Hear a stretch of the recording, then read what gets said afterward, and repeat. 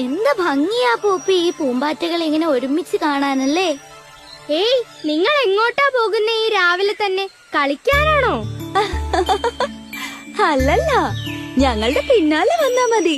കളിക്കാൻ നല്ലൊരു സ്ഥലം കാണിച്ചു തരാം.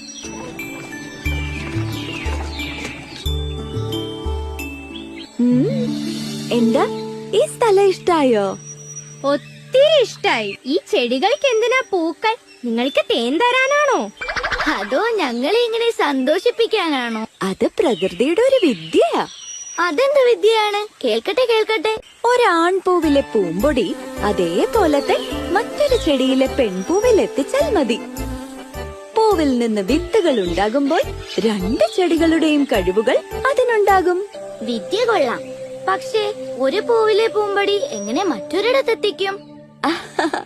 അതല്ലേ ഞങ്ങളുടെ ജോലി. ഞങ്ങൾ ഒരു പൂവിൽ നിന്ന് മറ്റൊരു പൂവിൽ തേൻ കുടിക്കാൻ എത്തുമ്പോൾ ഞങ്ങളുടെ ദേഹത്ത് പറ്റിയ പൂമ്പൊടി കൂടി ആ പൂവിന് കൊടുക്കും.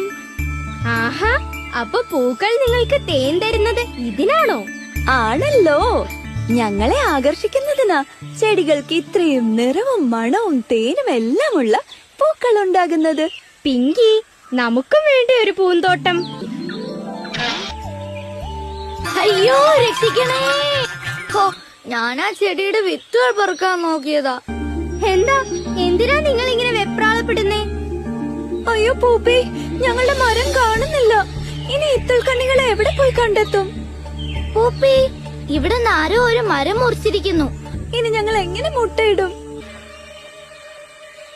എല്ലാരും എന്റെ പിന്നാലെ പോന്നോളൂ. ഇത്തിൽ കണ്ണി എവിടെയുണ്ടെന്ന് എനിക്കറിയാം.